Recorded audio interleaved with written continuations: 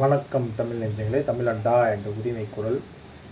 ஆணும் பெண்ணும் சமம் சொல்லிட்டு சட்டப்பேரவையில் தமிழ்நாட்டோட முதல்வர் அவர்கள் விஜய் சார் என்ன சொன்னார்னா, பெண்கள் ஓட்டு தான் எங்களுக்கு அதிகமாக விழுந்திருக்கு அப்படின்னு வேற ஒரு ஸ்டேட்மெண்ட் கொடுத்தாங்க. அதே போல் ஆண்கள் கம்மியாக தான் போட்டிருக்காங்க அப்படின்னு சொல்லும் போது ரொம்ப ஒரு கஷ்டமாக இருந்தது. ஏன்னா ஆண்களும் ஓட்டு போட்டிருக்கோம்ல சார், அது கூட எனக்கு கோவம்லாம் இல்லைங்க. சரி, ஓகே, பெண்கள் ஓட்டு அதிகமாக இருக்குன்னு ஓட்டலாம்.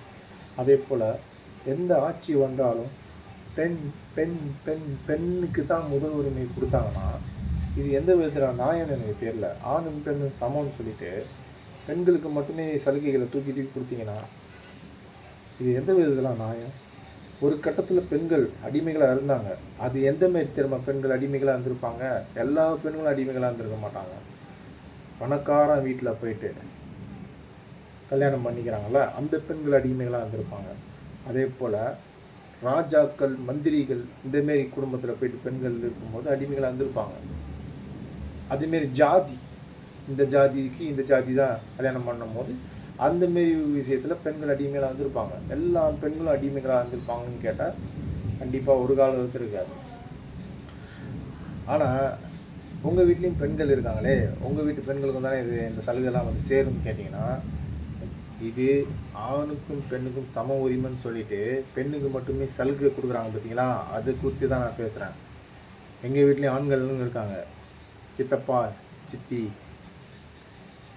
சித்தப்பா சித்தினா பெண்ணும் ஆணும் கலந்த மாதிரி தான் நம்மளோட குடும்பத்தில் இருப்பாங்க. அதனால தான் சொல்கிறேன், ஆணையும் கொஞ்சம் திரும்பி பாருங்கள். எந்த வித தலைவர்களாக இருந்தாலும் ஆண்களுக்கும் கஷ்டங்கள் இருக்குது, வலிகள் இருக்குது, வேதனைகள் இருக்குது. அதே போல் 2500 கொடுக்குறேன், சிலிண்டர் கொடுக்குறேன் அப்படின்னும் போது அந்த அவங்களோட வறுமை கோட்டுக்குள்ள உள்ள குடும்பங்களுக்கு பெண்களுக்கு கொடுக்குறேன்னு சொல்கிறீங்க. அதே போல் இந்த சலுகைகளும் அப்படி கொடுங்க. மகளிருக்கு இலவசம் லோக்கல் பேருந்துகளில் பண்ணிங்க. தமிழ்நாட்டில் இருக்கிற அனைத்து மாவட்டங்களில் இருக்கிற லோக்கல் பேருந்துகளுக்கு பண்ணிங்க, ஏற்றுக்கலாம்.